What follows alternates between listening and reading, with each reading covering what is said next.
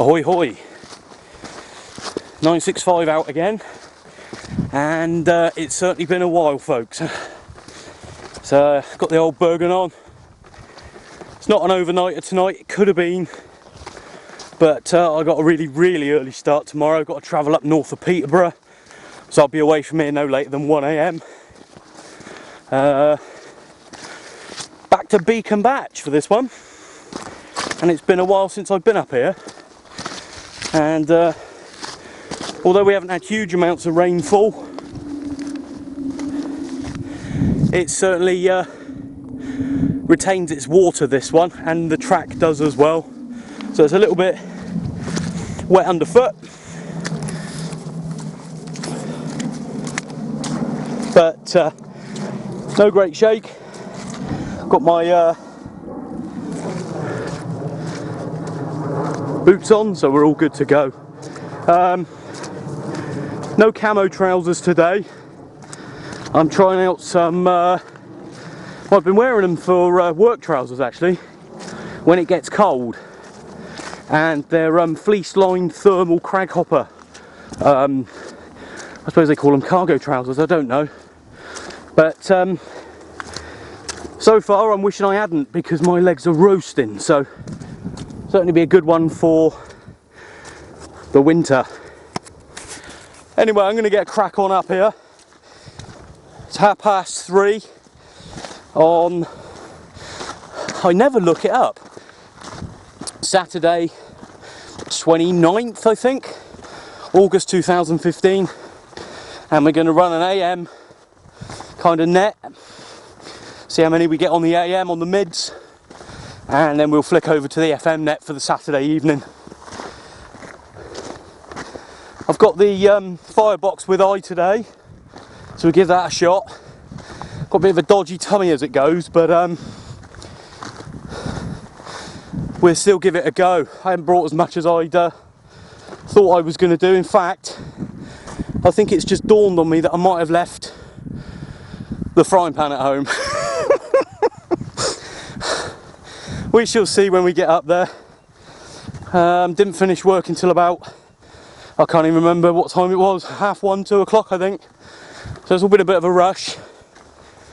But I'm not as unconditioned as I thought I was going to be. And we're getting up here pretty easily. So we'll catch you back a bit later on. It is still pretty wet up on top of this one. There's plenty of ways through, round, above, not under, but it does hold its water well, the top of here, despite the fact that the water rushes down slope quite well up until about that point there. Once you get to here, it's flat and just full of holes, so it kind of collects. You need a long period of dry weather, to dry out up here completely. Here's the antenna there over at Pen Hill. That's the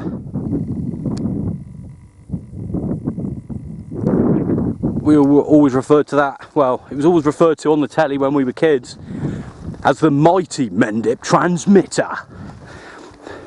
Slightly better TV voice than that, but that's what they used to call it. So yeah, I wonder if 104's already up here. We shall see. That's a long-standing joke, but we'll carry it on.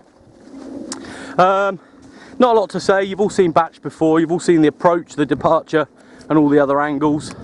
This one is right in the flight path for Bristol Airport, so you get a lot of air traffic, even during the night. Actually, you get quite a lot sometimes. So if you're into your planes, this isn't a bad place. There's one now. I can't actually see it through the viewfinder because of the glare. Where's it gone? Do you know what? I can't see that for looking. Never mind. That's because of the glare from the sun. And my talking's distracted me. I've ended up in a wet spot. Never mind. So, yeah, not much to report really. It's nice to be back out, and we're making good time. So the conditioning seems to have held in quite well, but how it would be on the mountains, I don't know. Catch you in a bit.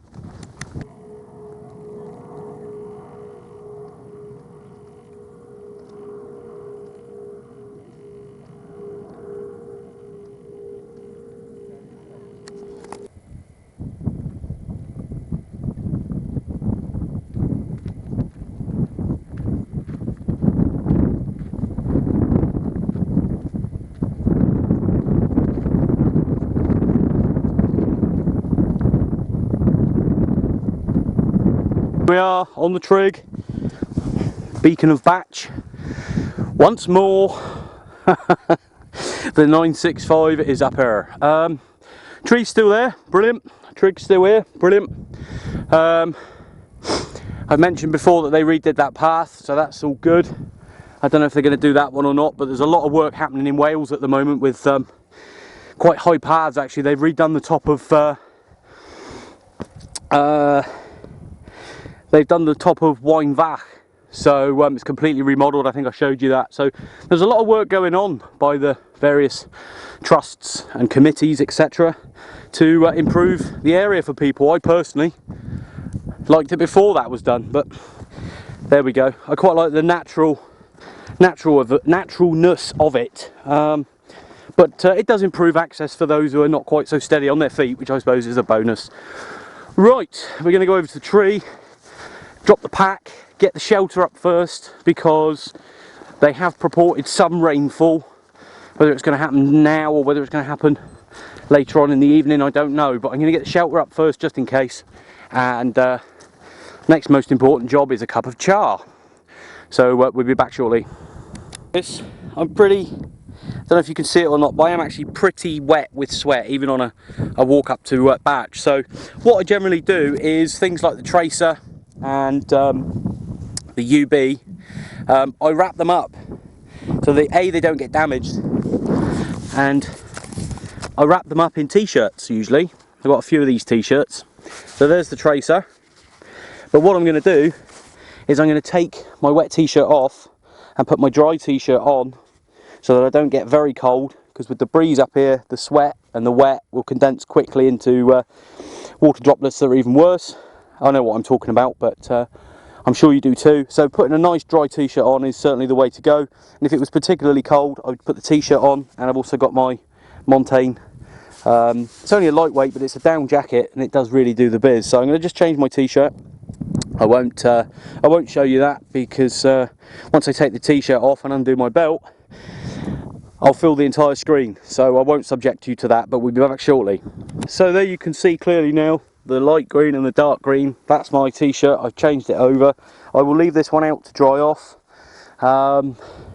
It's particularly good idea on the mountains, because if you sweat a lot on the mountain, what will happen, you'll sweat a lot on the mountain as you're walking. You get to the top, and then you invariably, what walkers do, we don't, because we carry on setting up the kit, but once you stop moving, the wind on that sweat chills it very fast, and you'll get cold really quick. So I would always advise, if you can, do it fast, change your top and get that sweaty top off if you can. I do it as much as possible. Sometimes I forget, and then you start to feel the cold a bit more, or even put a top on or something that's not cold, not sweaty, and then that'll stop you getting quite so cold when you actually stop moving on the top.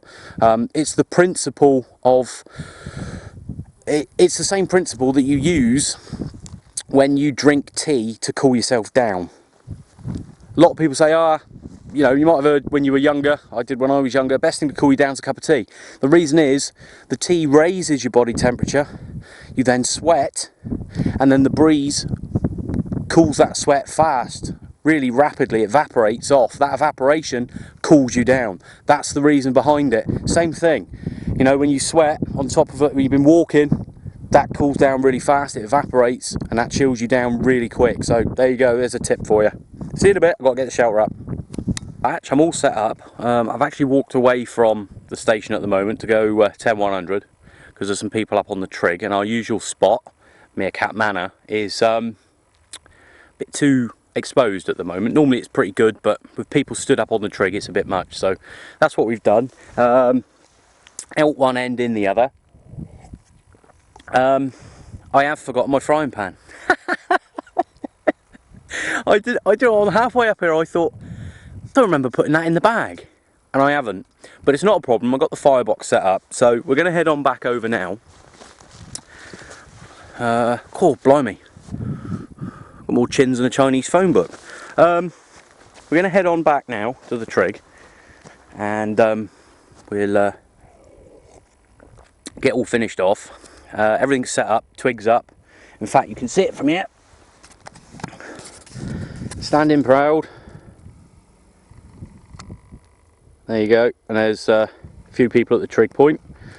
So you can see it standing proud there. We're all set up, and there's nothing on any channel on AM, upper sideband, lower sideband. So all those people that are saying the skipper's died off, it has. Excellent.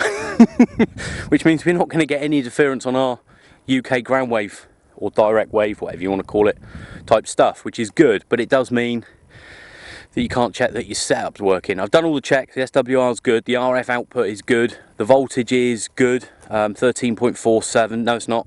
12.47. Apologies.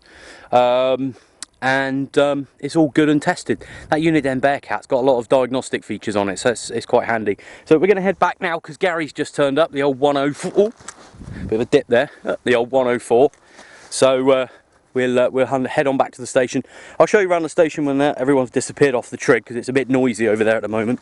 Someone's actually got like a, I don't quite know what it is. It's like an iPod type MP3 gizmo thingy. I'm not up on tech, but he's got these little speakers and it sounds quite good actually. So it's a bit more noisy over there than usual. So we're going to head back now, and we'll catch up with you a bit later on.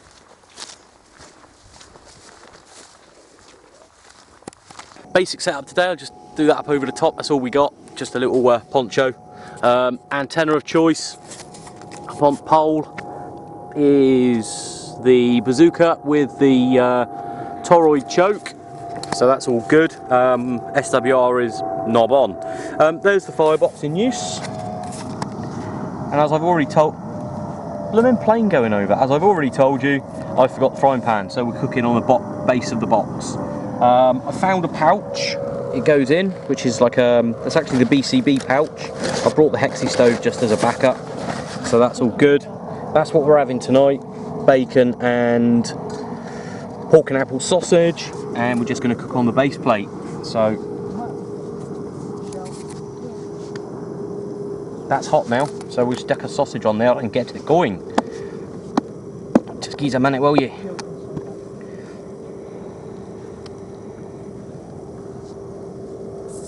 There you go, makeshift cooker.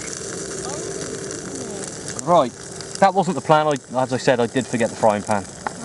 Right, I'll see you in a bit. So a bit of a better shot of the old station. Just a quick poncho shelter. Nice and secluded in there, just for myself. There's a firebox. That is a bit of a disaster in terms of not having the frying pan, but I was still able to cook grub on it, just using the mesh like I said I wasn't going to do, so that worked out nice. Bacon and sausage, that's what we got. That's Tasty Burger, and we're using the Trangia stove burner in there. That is working well. Got a bit of a Viking funeral pyre going on there, but we're going to use that to stuff in the firebox a bit later, and hopefully it'll look good here. Well, it'll look good in the night time, and provide a bit of heat as well. Looking across, nice and clear. We see Steep Holm, Flat Holm, that one that I'll bring down, I've just remembered it, and all the way across to Hinkley Point as well, so it's nice and clear, and it's actually quite a nice still night tonight. I'm just going to invade the station. Look at that grubbage. So I got char grilled, burnt to a cinder bacon, and Gary's got his own restaurant, so lovely. So there we go, we'll catch you back in a bit. It's getting on time now, 6:30, so I'll start calling out in a minute and see what we can do. Catch you in a bit. The Uniden, some of the features I was saying to you about earlier, that's the tracer battery underneath. It's got an inbuilt SWR meter, which is actually very accurate. I found it compares very nicely to an external meter. It's also got a function, if you press that button in, and you can scroll through your features there, all the way through to diag, You've got one for voltage. I might have shown you this before, but I can't remember. So voltage, press it, tells me I got enough. Press it again and you can go to RF out. You can do a check and it just tells you to go press the button and it passes. And then you've got another feature which is it tests the antenna, and it basically is an SWR thing, that. So you press it, press the PTT, and there you go, another pass. So it's all good. So we're all set up, ready to go.